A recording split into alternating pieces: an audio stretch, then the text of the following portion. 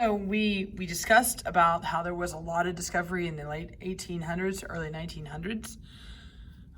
There was really an explosion of knowledge that occurred during this time period. So at this point, you should take time to fill in your subatomic particles with their symbols and their charge and location, relative mass.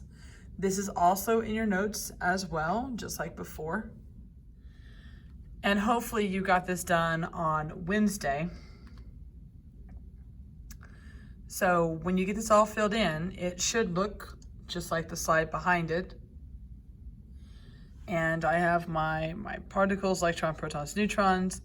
I have the possible symbols I might run into. I have the charges, the mass, and then surrounding nucleus, or if they are inside the nucleus. As far as mass and AMU, I'm not going to ask you that question. This is just to help you realize the relative size that we're talking about with those particles. It helps some students when they can see a number value to help them understand how small we're talking about relative to the other one. So we're now at this point here with our notes. We've filled in everything else above it. We're at the why are valence electrons important is what it should say, because it matches this one right here. And so I'm trying to get you thinking again about the importance of valence electrons and why we have them and what they do. And so I provide another prompt, why are valence electrons important in determining groups? And think about that, because we did use that knowledge when we formed our periodic table into the different groups that they are now.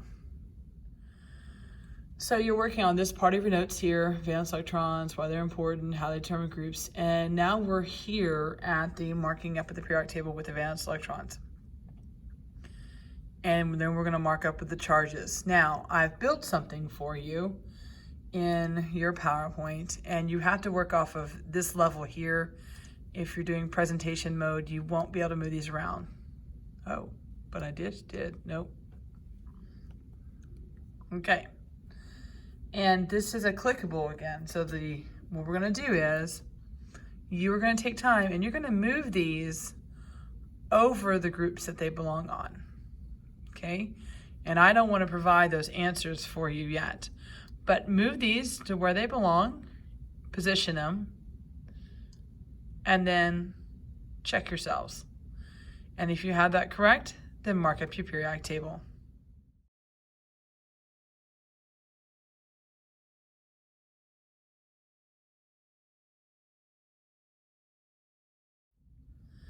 Okay, so let's take a look at what we've done. So hopefully you've moved the boron family on top of boron. And alkaline earth, the way that I remember that is it's two words, alkaline earth. And oxygen family clearly belongs above oxygen. Nitrogen family. Carbon with the carbon family. Halogens over the halogens. Noble gases over noble gases. And alkali metals. And notice I'm not going to cover up hydrogen. So these are your group names that we've already named before.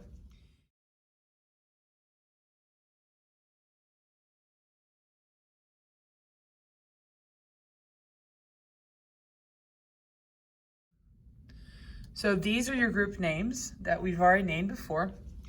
And then if we do our valence electron count, then this is going to be one valence electron. This should be 2.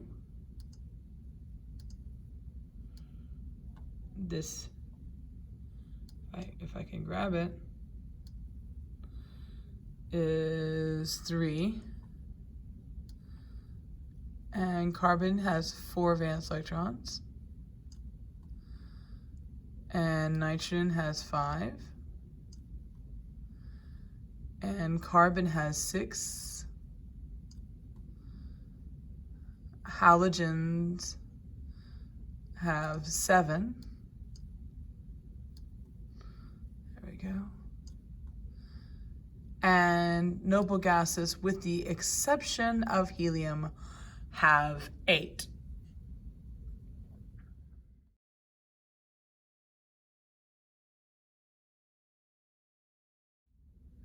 Now that you have this, you'll notice that there's some charges down here. So now I want you to put the relative charges onto your periodic table. So you'll just simply grab these and place these above these numbers here where you think they belong.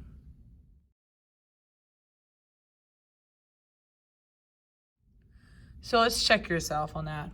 So my alkali metals, when I have one valence electron, it's easier for me to lose one, which means I have more protons than electrons, becomes positive 1. My alkali earth metals, they have 2 valence electrons. It's easier for them to lose 2 electrons and thus have 2 more protons than electrons, and so they get a positive 2 charge. We're going to skip transition metals. Here I come with positive 3, because for 3 valence electrons, it's easier to lose 3 valence electrons than it is to gain 3 electrons. Now, we're going to skip row 4, because row 4 does its own little special thing. So here I'm at 5 valence electrons. Do I lose 5 electrons, or do I gain 3 to get to 8? Well, hopefully you said that we're going to gain 3 valence electrons and get to 8. Then let's check ourselves on 6. If I have 6 valence electrons, do I lose 6 or do I gain 2? Well, I'm going to gain 2 electrons, and so I'm going to have a negative 2 charge. And so for group 7, I'm going to lose 1. I'm going to gain 1 electron rather than lose 7. And so these are our charges that go over our groups as well. Now, the importance of this is we're going to start making compounds, ionic compounds. And so these charges are what we're going to use when we start trying to figure out, well, does this group cross with this group? Okay, it does. So what compound will I make when an alkali metal crosses with an oxygen family? Or maybe I'm crossing a nitrogen family with a boron family. And so this becomes important to help us figure out how to do the crisscross, okay? So make sure this is marked up on your periodic table, and make sure you bring that periodic table every day.